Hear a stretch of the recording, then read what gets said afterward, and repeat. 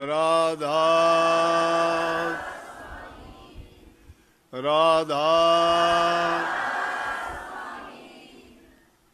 राधा स्वामी दयाल की दया, राधा स्वामी सहाय, राधा। प्यारी साध संगत जियों, भाइयों बहनों, माताओं, नौजवान साथियों, बच्चे, जितने भी आप सत्संग लाभ के लिए उपस्थित हुए हो, शांति से बैठ के सत्संग लाभ उठाएं। सत्संग में ये कहने की जरूरत ही नहीं होती बैठ जाओ आ जाओ।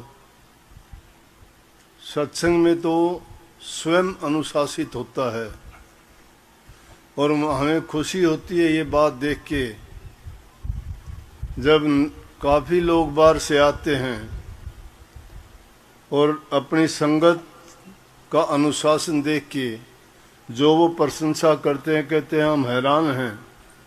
कोई उनको कहने वाला नहीं, ना उनको कोई पहरेदारी चौकीदारी करने वाला नहीं, और उसके बावजूद भी अपने आप बच्चे तक इतने चुपचाप बैठते हैं कि किसी को पता ही नहीं लगता कि अंदर इतने लोग बैठे होंगे।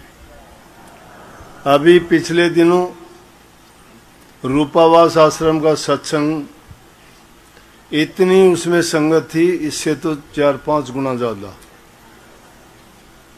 पूरा आश्रम भरा था, उसके बावजूद बाहर भीतर लोग देख के हैरान थे।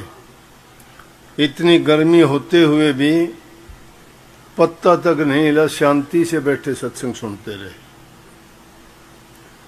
इसलिए ये बात हमें कहने की जरूरत ही नहीं है। सत्संग हमारे लाभ के लिए है, और लाभ वो है जो इस वाणी में कह दिया। लगभग इसी महीने में 2-4 दिन का आगा पीछा होता है। हर वर्ष सत्संग का आयोजन यहाँ करते हैं, होता है। तो अभी वो अपने धनखड़ साहब बैठे थे, कहने लगे कि सत्संग इस महीने में गर्मी भी होती है, बरसात भी होती है, थोड़ा आगे पीछे हो जाता तो।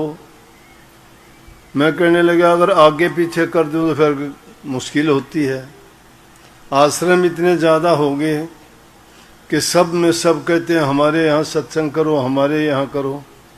भाग दौड़ करते करते भी पूरे सत्संग नहीं हो पाते। और सर्दी गर्मी को अगर देख के, मौसम को देख के अगर हम सोचें कि अच्छा वक्त होगा तो करेंगे, तो उसमें बड़ी दखल हो जाती है।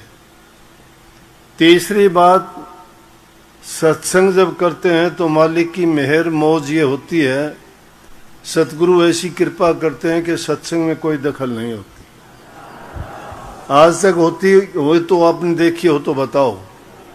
अगर वो दखल दे भी गए तो यूं सोचो कि वो किसी न किसी अच्छी बात के लिए ही दी होगी। उसमें भी किसी भी प्रकार से हमारी हानि या नुकसान नहीं, बल्कि हमारा हित और हमारी भलाई के लिए ही सतगुरु करता है। वाणी थी अभी आपने सुनी, सत्संग रोजाना सुनते हैं, बातें दोहराई भी जाती हैं। सत्संगों में पहले कही गई बात भी दोबारा आती हैं, क्योंकि जीवन है, जीवन में हर चीज में चीज़ों की दोहराई होती है। रोटी रोजाना खाते हैं, एक ही अनाज की खाते हो, सब्जी भी काफ़ी दिन तक एक ही खा लेते हो, वस्त्र भी काफ़ी दिन तक एक ही पहनते हो।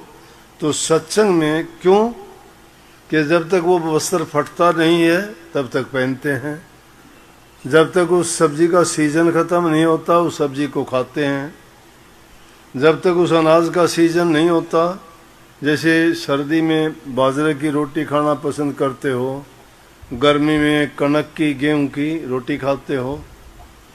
कहने का मतलब जब उनका वो ख़त्म नहीं हो जाता तब तक हम उनको खाते हैं। लेकिन सत्संग में भी वो बातें रिपीट इसलिए होती हैं क्योंकि उन बातों को हम अपनाते और मानते नहीं हैं, और जब तक मानो और अपनाओ नहीं तब तक वो रिपीट होती ही रहेंगी।